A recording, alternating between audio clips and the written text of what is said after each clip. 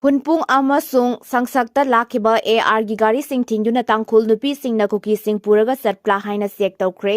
tha asigi taret ki numidangdagi Ukrul district kilitanda Kuki amasung naga furup ani gi marakta thokliba khana chainabagi thaudok matung khoisaunaraba tangkhul naga singna hunpung amasung sangsakta lakhiba Assam Rifles ki kangbu lambi thatuna athingba pikre loinana tangkhul gi nupi singna Assam Rifles ki gari sing khamduna Kuki sing puraga chatpra haina sek tawbagi thabak su chathakre oirakliba ungkhatnabagi phiba masigi matangda Deputy Chief Minister Losi Dikko yauna tha asigi mapanda litanda chatuna nakal ani gi Miyoi singa wari chanaduna mungnariba adu loisidana honoringe gi trerakta numit adubakta da khulai paiba masen gi marakta akanma moongda nongmai kapnarakpagi thodok thokibani masigi matungda ngarangsu makhatana yummai thaba amasung nongmai kapnabagi thodok thoki nakalani makki marakta nongmai kapnarakpa asi oiduna litanda leiba Kuki sing mongkot sepuda amadi naga singna leingang singda lanjena ki hairi adumoina mak nungtil gi matamda irang adu khara nenthara ki hairi cherak asida Central Force maru oina Indian Army amasung Assam Rifles ki kangbuna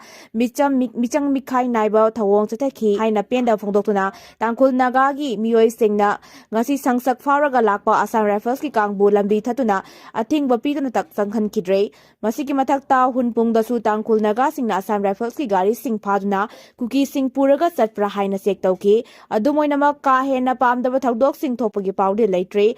Haujiksu litan yauna tangkhul naga amasung Kuki singna khundaminariba mafamda khara ungkhatnabagi phibamdi adumak leiri hairi Kuki Christian Church na litanda khundariba kanglup animak pungning fathanaba apel tawrakle Ukrul district litan charaikongda kanglup anigi Miyoi sing ungkhatnaduna yum mai thabagi thawong chatharakiba du Kuki Christian Church na kanma moongda kandem tawrakle Kuki Christian Church ki Administrative Secretary Dr. T. Lunkim na thadorakpa cherol amana hai yum mai thabagi thawong adu khwaidagi akanba moongda kandem tawpam thoi kanglup masen nungsi chanana leiminagadabani amasung hingsagi thawong amata chatharoidabani haina Jisu Christ ki pautak adugi onadaina bada chatharakliba thawong adu sakhalaba khunai amada chanapham leite hairi haukiba numit kharani gi mamangdagi litan gi saraikongda yum kai kaya amang ada thokibagi pau tabada nungaitaba fawi haina paraduna cherol asina hai ungkhatnariba kanglup ani gi Miyoi singa yariba makai pungning phathaduna ingtapa phibam hanjilhanaba honagadabani search ki lusingbar sing civil society organization amadi khulgi ahan singna sukudakta nakal ani wari sanaduna yasinaba puraknaba thorang lakhatpiu lenga ki mari leinaba authorities sing amadi law enforcement agencies singna su mathau taba section thorang sing lakhatuna micham miyam gi punsi amasung lantum ngak senaba wanapam to I haina su cherol asina makhatana phongdurakli Purup anigi warishin puraknaba honabada media na achauba thodang lahoningi micham taruk har khraba jiribam da ingtappa hanjilhannaba CM na khut lanthokkhre mar kangbuga unakhre maitegi chahi nauribi angang ani yauna nupi taruk minungsi yauna hatoklaga turel da langtharakhiba jiribam district ta ngasi se minister yumnam khemcha na chatuna ingtappa phibam hanjilhannaba khut lanthokhibaga loina mar kangbuga su unakhre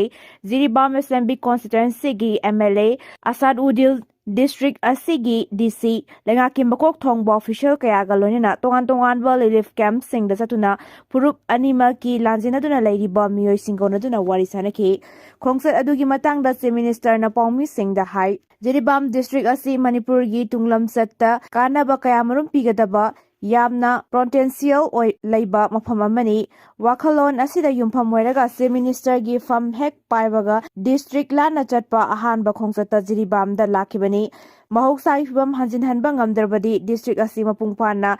Saukhat hanba ngamloi haina paladuna mahakna makhatana hai purup anigi marakta hauzik ungkhatnatuna thajanadaba kaya leiriba asigi warishin ama purakna bahonabada mediana sosowa thodang lahoningi lamdam masida ingtapa phibam purakpa ngamdrabadi chakhotpagi lambida khong thangjin bawakani haibasi khangna local club amadi maira paibi singa thabak tobiyu Haukibana haukrabasu purup maselgi marakta thajanadaba leiribasi kokhanduna mahausa gomnungsi chanana leiminanabagi pausel puba oina Jiribamda lakpani haina su Chief Minister na makhatana phongdoke lanjenaduna leiriba mar puruki Miyoi singa unabada Chief Minister na hai yanadaba kaya leirabasu matau karamna phibam asi ohellakpano haibadu khanaminagadabani Kuki naga maitei haibagi mahutta Manipuri gi haibagi wakhalonda thabak tominaba mathau tai aikoi khudi khudingmak Indian ngaktani haiba wakhalon asida yumpham oiraga anouba Manipur amagidamakta thabak tawminnasi hainasu mahakna appeal tawki IDP sing karamba matamda masa masagi mayumda hanjin hangadage haina paomisingna hangba wahangi pakhumda mahakna hai Chief Minister gi pham purakpa numit taret ni khakta ngairiba maramna IDP sing karamba numita masa masagi mayumda hanjin hangadage haibadudi chap chana phongdokpa lugani mamanga lairamba PR gi lengak nasu IDP sing hanjin hanbagi thabak paikhatpa horamle lengak asinasu makadana honari kanglu masengi marakta lairiba thajanadaba sing kokhanduna ingsikpa hanjin hanaba honari haiki Imphaldagi huran kiba gypsy more da hundoklamle police control room dagi ngarang numidang thorakba cherol amada ngarang security force na more police station na koliba M Sano area dagi Maruti gypsy MN01X4686 recover tawre hairi cherol asigi matungi na Maruti gypsy asi matam kharagi mamangda Imphal area dagi huran kibani hairi thodo dugi matangda Imphal police station na case number register tawduna lakhot kibani loina gari asi recover tawbadagi masibu huran kiba miyoi singadu mai masak khangdoknaba makha tana investigation jathaba haure hairi Litan gi irang asi Kuki ga tangkhun gani haina pakthok sakthokragadi Manipur gi laibak thibani Dr. Lohor S4J Ukrul district ki Litan da thokliba kanglup maseng gi marakta khut thoknaba amasung yum kai mai thalok pagi thodok asi ngarang numit humni sujulakpaga iroinana hanagi outer Manipur parliamentary constituency gi MP su erangkiba National People's Party NPP Manipur state ki president Dr. Loho S4J unaduna mahaki party gi maikei gi Litan da thokliba thodok sing asigi matangda kari karamba firep leibage amasung kari phongdokningbage haina akhanana onarubada mahakna hai Hauzik Litanda thokliba irang asi Kuki ga tangkhun gani haina pakthok sakthokragadi Manipur gi oina laibak thibani aduga nakal amakhakta gi oina thabak tawbasu afaba oiroi Hanasu nakal namakaki khalaga tawbugi Manipur police oiragasu Central Force oiragasu makhoida tainaba hainaba Lepkhre adugumba phibamdu laklagadi miyamgi thajaba mangadaba maramna yamna cheksinna thabak tawhaningi afaba ngamhansi fatabana ngamhalaga chathanba fate loinana Manipur lengak leiri haiba khangnaba changi haina phongdokre Dr. Lahore S4J na makhatana haikibada aikoigi haujik leiriba Ukrul district ki Litanda thokliba irangsi yamna nungaite masina isu ama oiduna irang thokhanba haibasi laibak thibani kanagumba kharana sasin thaksilaga tawbani hai aduga atopa singadi tongan tongan ba wa amuk hairi masidi yamna fataba thawongni asigumba accident communalize tawduna thokhanba thodok amasu oire maru oina khul lonariba leminariba ichininaw sing asi ngasi ngarang tagi leminarapa sunate nungsinana leminaba yabasida hektamak Litanda leiba tangkhul khulgi ningthogi yomda changlaga yummai hekta thadokpire maduda natana mathang asum yummai tharakpasina ngarang fawada tangkhulgi yum kuntra sukre haujiksu nongmai kapnaba lepte kapnari thodok asi yamna nungaite village ga na tawbani amani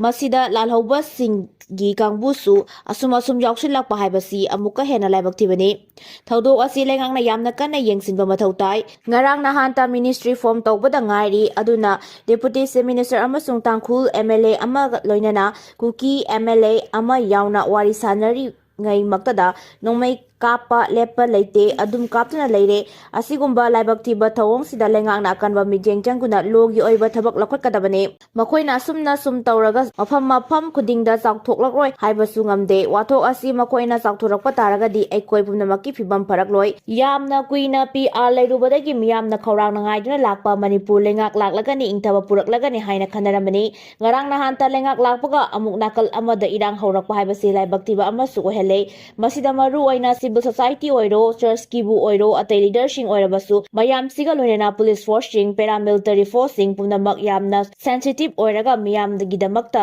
khanduna thabak pakhakadabani hauji kapnari ba nongmai sisu makhoi gidi automatic rifle sizinaduna kapli hainare aduna yariba makai community ani maktasu appeal tawjaningbadi phani faroi haiba wakhal khantaraga thabak pangthokpagi matam lakle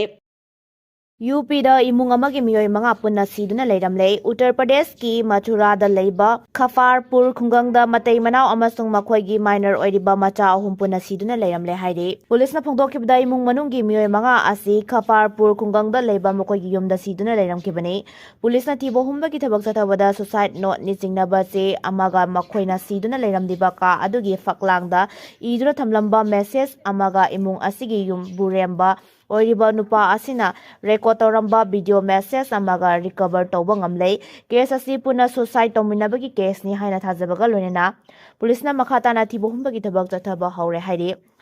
Mathura Police ke maikadagi imung manung asigi asiba haksang singdagi recover tawre hairiba polam sing ki maru oiba warol amasung suicide note ni thajaba se aduda kari irambage haibagi warol di miyamda phongdokhiba leitri Mathura gi Superintendent of Police Salok Kumar na phongdokhibada leikhidraba yumburemba asigi maming Manis Kumar chahi kuntra manga kawi mahak longmi amane aduga mahaki loina biasina chahi kuntra ni toy rom surabi misakne makoina puna siduna leiramniba masa sing asi ani amana nupini aduga amana nupane makoi ohumak minor ngaktane Manis Kumar gi mayambana police ta pau pirakpadagi Khaparpur khungangda leiba makoi gi yumda chatuna yengchilubada khungang adugi miyamna imung manunggi miyoi manga asi siduna leiramba adu thengaduna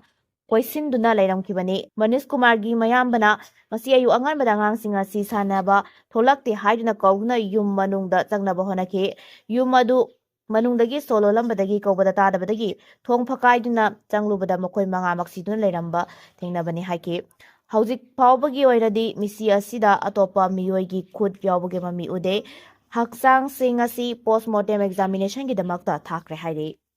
Himanta Biswa Sarma gi video gi matangda thangalakhiba wakasing gi hearing chataragani Assam gi Chief Minister Himanta Biswa Sarma na raifan paiduna aim tawraga Muslim community gi miyoi singda kapsinbagi artificial intelligence na saba video thagalakhiba adugi matangda CPI amadi CPIM gi lusingba singna thangalakhiba wakat singi hearing chatharagan haina Supreme Court na phongdokre Chief Justice Suryakant amadi Justice Jaimala Bagati amasung NB Hazari na Petitioner shingi mihut oikiba advocate Nizam Pasana pikalakiba submission sing adu Loksin baga loinana matter asi atuba matamda hearing chatharagan haina phongdokibani Chief Justice na phongdokibada Mikal Hek naksilapaga political parties singna Mikal gidamakta hunduna ngangnaba amasung mungnabagi thawong singi saruk kharadi Supreme Court ta chathanaba honabagi mamitari thawong asi laibak thibani adubu thangalakliba wakasing asi yangchinanaba court asina atuba matamda numit leblagani haike Nakalamaromda Assam gi BJP na thagalakhiba video aduna set asigi mafam kayada changna chawna charangna ba thokanba leptre opposition party singna Assam gi BJP na honariba si Mikhal mamangda violence ki thawong thoganana ba honabani haike haujimaki oinadi BJP na thagalakhiba video adu kakthatkrabani Oil mine da Pokhaibada Sikiba Miyoi Kuntra Sukre Rescue Operation Lepkhre Meghalaya gi Zentia Hills District ta Lona Yadaba Moongda Salairamba Red Hole Coal Mine amada Soibadagi Dynamite Pokhairakpadagi Thawdokta Sikiba Miyoi Kuntra Yaukre amasung Meghalaya lengakna mile asida chatharakhiba search and rescue operation adu ngarang loisinkre hairi Pokhaibagi thawdok aduda sokpadagi layengba chatharakhiba miyoi ani ngarang lekhidabadagi punna sikeba miyoi kuntra yaukibani sikraba miyoi kuntra asiki manungda kuntarukti masak maming khangdokpa ngamle haina haksang mari amadi langla langjin khangba ngamdre Meghalaya lengaki official singna phongdokhibada search and rescue operation lebnaba firep lokiba si Pokhaibagi thawdok thokkiba coal mine asida makhatana cyber natragana asiba haksang phangba ngambagi khudong saba laitabadagi ni haiki SDRF NDRF Police Fare and Emergency Services amadi District Official amadi Local Volunteers singna sarugyaduna chatharakiba rescue operation asigi ground condition mapungfana review tawraba matung amasung personnel singna loriba risk ningthina masak khangdoklaga matungda rescue operation asi lepnaba warep lobani haina Zentia Health District ki Deputy Commissioner Manis Kumar na phongdoke nungnangningai oiribadi soibadagi Goldman Pokhaibagi thawdok asida haujik pawada miyoi kuntra sikre hairabasu official singe maikidigi lona yadaba moongda salairamba mile asida Pokhaibagi thawdok aduna miyoi kya nansin kibano natragana tholakpa ngamkhidabano haibagi official oiba wafamdi amata phongdokhiba leite Myanmar gi IDP sing sinjak ki awatpa mayoknare Myanmar sunta lenga ki lanmi amasung ethnic tribal singi marakta khuthongnaduna mathwai hingnabagi damakta lanjenaduna Saupa tan kem changjafam loriba IDP sing sinjak ki awaba chawna mayoknare haukiba sahida lenga amasung lenga ke mayokta lairiba singi marakta khuthongnarakpadagi lanjena khraba miyoi singna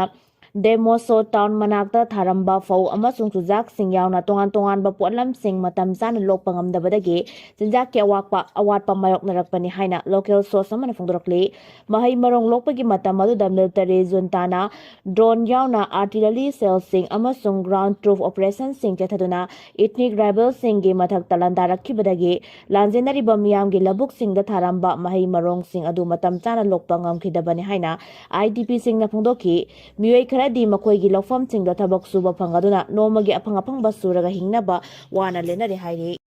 Himanta Biswa Sarmana Congress Singba Singhi Mathakta Lupa Crore Chawagi defamation suit file Lepkhre Assam ki Chief Minister Himanta Biswa Sarmana Congress Singba Jitendra Singh Bhupesh Bogen Amadi Gaurav Gogoi ki Mathakta Lupa Crore Chawagi defamation suit file Lepkhre Himanta Biswana defamation suit file Tawrakibasi Congress Singba Singh asina pangthokkiba paugi mifam amada mahakki mayokta aranba pau kaya sandokhi amasung mingsat thiennaba honaki haiduna file Tawrakibani Himanta Biswana phongdokkibada ai Congress Singba Singh asigi mathakta laukhatliba khongthang asi makhoina paugi mifam maduda phongdokkiba wafamsing adu yumpham yaudabada natana aigi oiba personal amadi political gi oiba mingsat thiennaba honakiba thawong oibadagi civil amasung criminal defamation case laukhatnaba honabani Congress Singba ahum asi khaktanatana paugi mifam aduda sarug yakiba natragana sil langba yaukiba Congress Singba Debarbata Saikya amasung atopa miyoi singi mathakta criminal defamation proceeding paikhatpa hauragani hairi Himanta Biswana phongdokibada wafam sing asigi matangda Assam gi Congress Party gi maikaidagi hauzik phawbagi oinadi wafam amata phongdokiba leitre Congress Party gi lusingba singnadi makoina paugi mifamda phongdokiba wafam sing adu legitimate oiba political scrutiny amagi saruk ama oina phongdokpani haina miyamda thamkiba leikhre Himanta Biswagi legal gi oiba khongthang asina makhl pangtokadoriba Assam da ruling BJP amadi opposition gi marakta tension hena wakhatlagani hairi